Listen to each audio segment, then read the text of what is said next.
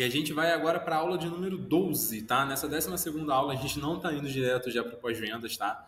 Eu decidi dar uma pausazinha entre esses dois pontos, né, entre o fechamento e o pós-vendas, porque acontece, normalmente no fechamento acontecem muitas objeções, o que não pode acontecer, tá? Isso é errado. Mas eu deixei para falar de objeções agora, porque é o que normalmente acontece e que normalmente vocês agora, né, estão tendo dificuldade. É muito comum, tá? Vendedor amador normalmente tem essa dificuldade. No fechamento acontecem muitas objeções, né? O cliente chega de surpresa com algumas objeções. E é por isso que você precisa fazer o passo a passo do funil bem feito, tá? Justamente para não ocorrer essa surpresa no fechamento, tá? Porque isso aí você é pego desprevenido, você não vai saber responder na hora, não vai ter uma resposta na ponta da língua. Por isso que é bom você ensaiar apresentações, ensaiar cenários, tá? Justamente para você identificar as possíveis objeções que possam ter para ser já contornadas na própria apresentação, para não chegar no fechamento e ter uma surpresa dessa, tá? Justamente para você já ter um fechamento leve, beleza? Então vamos lá.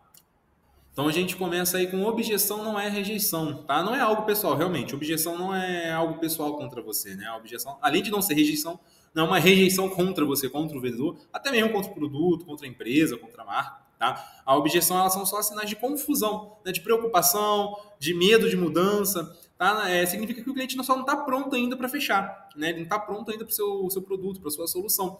Ele ainda não entendeu o benefício que irá receber, né? Mas nunca é sobre o vendedor, sobre o produto em si, tá? Você nunca pode levar uma objeção para o lado pessoal, até mesmo uma rejeição, tá? Claro, vai ter coisas assim que vai ser, como é que se diz? Culpa do vendedor, né? Mas estou falando assim de forma profissional, culpa do vendedor, né? Como profissional, não pelo lado pessoal. Provavelmente não fez um funil bem feito, né? Um passo a passo ali do funil bem feito.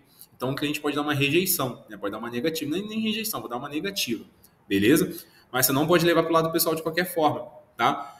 Então eu deixei até anotado aí, perguntas não são objeções, não são rejeições, perdão. Perguntas não são rejeições. Muito pelo contrário, tá? Quando o cliente está perguntando, quer dizer que ele está interessado ainda. Só que tem algum ponto que não fez sentido para ele, não encaixou alguma parte ali do quebra-cabeça, tá? Então se o cliente está perguntando, isso é um bom sinal, tá? Não, você não pode levar isso como uma negação, né? Muito pelo contrário, pergunta quer dizer que ele está interessado. A gente vai levar um exemplo a gente mesmo como consumidor.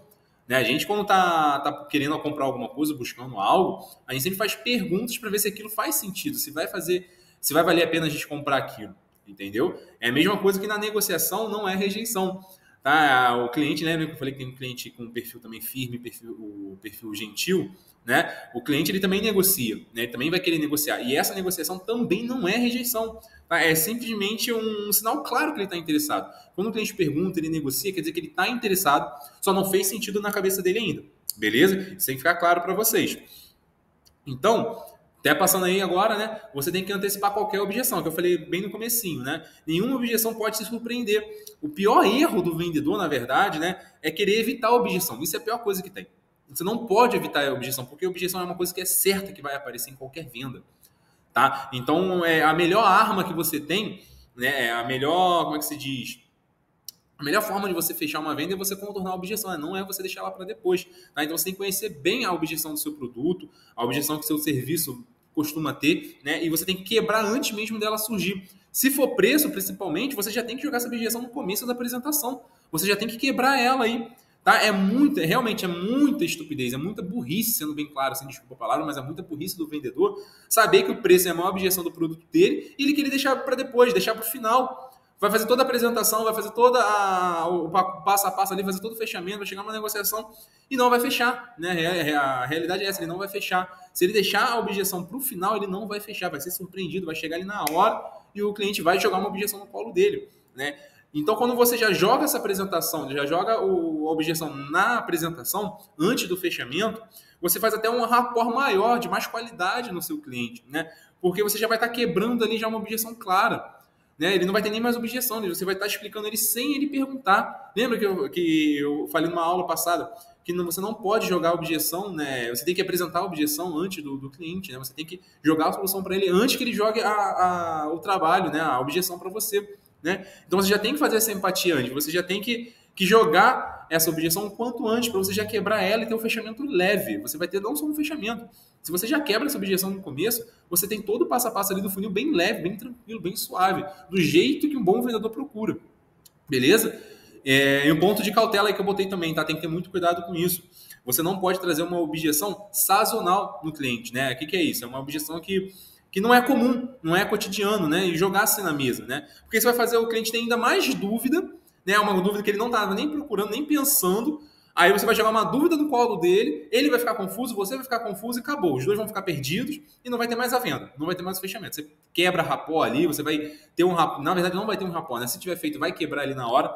Tá? Então, normalmente, vamos supor, você atende 50 clientes, de 50, um ou dois teve uma objeção comum, né? Que não é comum, né, entre esses 50, mas esses dois tiveram uma outra objeção que foram iguais. Só que não é comum desses outros 50. Aí, por você estar fazendo um atendimento ali, achou que esse cliente também seria igual a esses dois e joga essa objeção em cima, né? Tenta quebrar essa objeção sem antes mesmo de ser apresentada pelo próprio cliente, você quebra e é isso que acontece. Você vai quebrar ali o rapó, você vai jogar uma dúvida no cliente, ele vai ficar pensando nessa dúvida e quebra o raciocínio, tanto dele quanto o seu, tá? Então não façam isso, tá? Não jogue uma objeção que não é comum na mesa, tá? Esclareça só as objeções que são comuns do seu produto e do seu serviço, tá? Que o seu perfil aí de cliente tem em comum, beleza? E o que acontece também, uma coisa que a gente não pode esquecer, é que nem todo, obviamente, né? Então, nem todos os clientes vão ser perfeitos, tá? Sempre vai ter objeção, mesmo que você faça todo passo a passo bonitinho ali. Você vai fazer a apresentação, você vai quebrar as objeções comuns, mas sempre vai ter objeção, tá? O vendedor tem que estar claro nisso, ele tem que estar ciente disso. Sempre vai ter objeção para quebrar. Sempre, não tem para onde fugir, tá? E o pulo do gato, né, é você simplesmente isolar a objeção para que não seja possível que o cliente crie outras objeções, né? Até porque, né, se o cliente está criando 3, 4 objeções, ele pode ser um cliente ideal, ele não pode ser o cliente ideal, tá? Ele pode estar fugindo aí desse padrão. Então você tem que isolar essa objeção, né? A gente vai entrar nesse conceito aí agora, né? Mas quando você isola a objeção, você fecha, é como se você estivesse fechando a objeção para que só tenha ela, né? Então o cliente ele não consegue pensar em outra objeção, tá? A gente vai até partir pelo conceito aí que é mais comum, né, que é o não tenho dinheiro, né? A objeção que acho que todo mundo ouve mais aí, beleza? Então a primeira coisa a se fazer quando ele joga essa objeção, né, o dinheiro, na verdade não só a objeção do dinheiro, né? Qualquer objeção. A primeira coisa que você tem que fazer é agradecer o cliente por ele estar sendo verdadeiro, porque quanto mais verdadeiro ele está sendo, mais você vai conseguir ajudar ele, né? E você tem que perguntar reto e direto, assim, cara a cara mesmo. Fora o preço, tem mais alguma coisa que te impediria de comprar agora comigo? Né? Ou comprar, contratar, fechar, comprar o meu produto, contratar meu serviço, enfim, você vai mudar aí de acordo com o que você vende. Mas você tem que ser reto e claro, tá? Fora o preço, tem mais alguma outra coisa que impediria? Tem algum outro impeditivo que impede você contratar agora, você comprar agora? E repare como que isso funciona, como que você isola, sabe? Você consegue cortar, meio que você bota um muro aqui na frente do cliente e na objeção. Você consegue descobrir se ela é real. Por quê? 90% das objeções na venda elas não são reais, tá? Elas são falsas.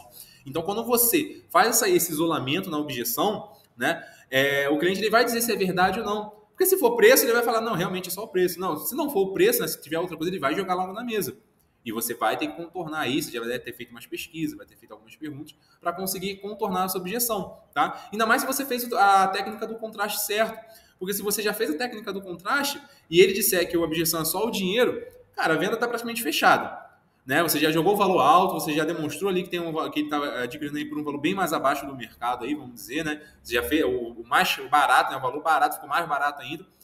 Então, assim, não tem motivo para ele não comprar, né? Se você fez todo esse passo a passo, fez a técnica do contraste, isolou a objeção, o cliente vai sentir até burro se ele não comprar de você, entendeu?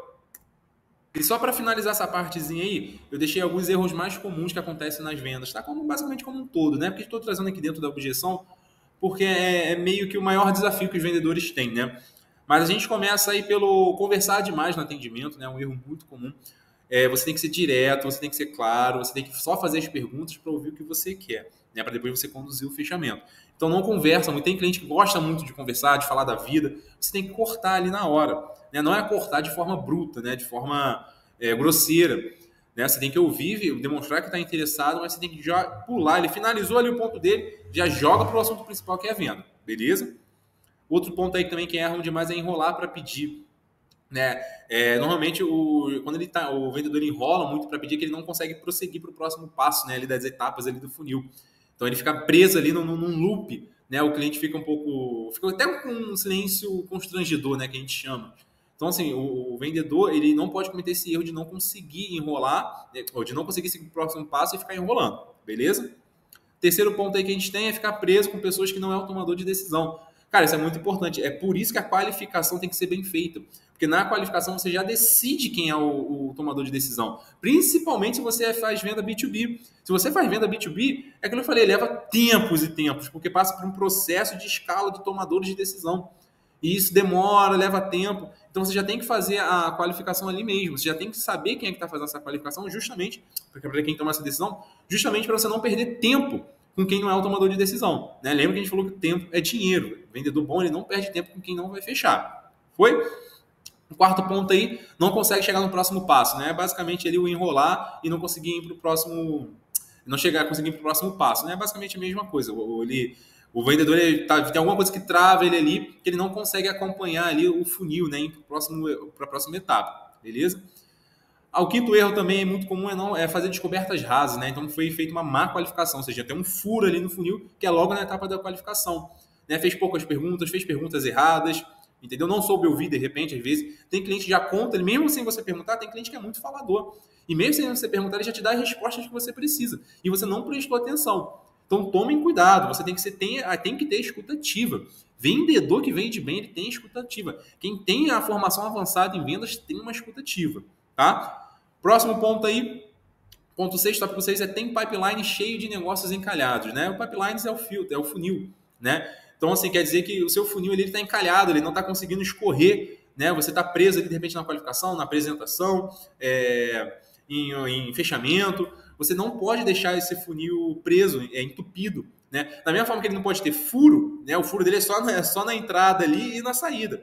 Mas quando ele tiver furo ali entre ele, você não vai conseguir chegar no próximo passo, você vai ficar enrolando, você vai travar nas vendas. Tá? Então, tome cuidado com isso. Se você está com alguma dificuldade nas vendas, retorne ali o seu funil, vê o que está faltando, vê o que está precisando ajustar, beleza? Sétimo ponto aí, são surpreendidos com objeções no último minuto. Né? Isso acontece também, né? Mas isso é porque eu estava falando. Você não fez uma qualificação, você não quebrou a objeção, por isso que as objeções têm que ser quebradas logo no começo, justamente para você não ter essa surpresa no final da venda. Beleza? Dão descontos e benefícios desnecessários, isso acontece muito também, tá? Normalmente o vendedor é mais um vendedor amador, né? Quem já é mais avançado aí não costuma fazer isso, não. Né? Porque já chega lá, já joga a técnica do contraste de uma vez lá direto, joga na mesa, basicamente isso. Ela já chega, o valor hoje, o valor que a gente cobra é R$300, hoje está R$100. Vamos fechar? Então, assim, tá dando desconto e benefício desnecessário, principalmente benefício. Tá, normalmente, é bem comum na venda ali, na negociação, o desconto ser a primeira arma. Tá? Normalmente são benefícios extras, né? Às vezes um suporte mais duradouro, sei lá, um parcelamento a mais. Isso são benefícios que o cliente vai ganhando e são armas que você tem que dar na negociação, tá? Mas não pode jogar também direto na mesa, logo com a primeira cartada, beleza? E gastam, o último ponto aí, gastam tempo precioso. Né? O que eu estava falando, o vendedor bom, o vendedor que tem uma formação avançada aqui com a gente de vender mais, eles não gastam tempo, tá? Com quem não vai fechar, eles só gastam tempo com quem vai fechar. Beleza? O vendedor ele tem que ter essa noção de qual é o cliente que vai dar resultado e o cliente que não vai dar resultado. Tá? Eu volto até naquela parte que eu falei. Se o cliente está dando muita objeção, provavelmente ele não está tendo o perfil ali do seu cliente ideal, do seu perfil ideal, do seu público-alvo. Beleza? Então, só para a gente fechar aqui esse ponto, lembre-se que as primeiras objeções costumam ser falsas. Tá? 90% das primeiras objeções são todas falsas. É como se o cliente dissesse, estou ainda inseguro. Né? Ele não está confiante ainda, ele está com alguma dúvida, e você precisa identificar qual é essa real insegurança. Tá? Você precisa saber qual é essa insegurança verdadeira e ele precisa expor essa insegurança. Tá? Por isso, sempre pergunte mais e ouça mais. Fechou? A gente encerra esse ponto aí. A gente vem para o próximo aqui agora, né, que está falando aí, compradores foram programados a se proteger de vendedores. Isso é verdade. Eu acho que eu já falei isso, bati um pouco nessa tecla um pouquinho antes também. Mas o comprador, nós como consumidores, né, nós temos várias vidas. Né? A gente tem vida de vendedor e tem também de consumidor. E a gente como consumidor, a gente é programado a se proteger de vendedores. Ainda mais a gente que somos vendedores, né, nós que somos vendedores, a gente já sabe as técnicas que eles vão usar, então a gente já está mais protegido ainda, né? Mas todo mundo, isso é real, isso é básico, né? Todo mundo odeia estar passeando aí no shopping e ver aquelas pessoas paradas aí perto das portas da loja, que ficam te interrompendo, né? Às vezes você está conversando, você está com alguém, estão te interrompendo, querem te puxar a força, né? Praticamente implorando para você comprar algo deles, né?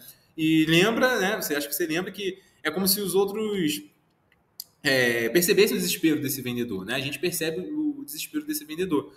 Então é chato, né? Não é profissional, né? Se você demonstra o desespero, ninguém vai querer comprar de você. Se você está desesperado e ninguém está comprando, né? Quer dizer que ninguém está comprando, na verdade. Se você está desesperado ali para a pessoa entrar na sua loja para comprar, para você vender, quer dizer que ninguém está comprando. E se ninguém está comprando, quer dizer que provavelmente o produto é ruim, tá? Então a gente tem que tomar muito cuidado com isso também para não transparecer esse desespero, beleza? Se você é vendedor de loja, né? Se você, a gente está falando aí de um curso de vendas, né? Então, claro, se você é um vendedor de loja, algo assim do tipo, que você tem que ficar abordando o cliente, normalmente, o ideal que eu recomendo você com uma boa técnica é oferecer um test drive de alguma coisa. Tá? Se você vende roupa, por exemplo, olha, a gente está com uma peça exclusiva aqui hoje de outono, não sei como é que funciona aí muito de roupa.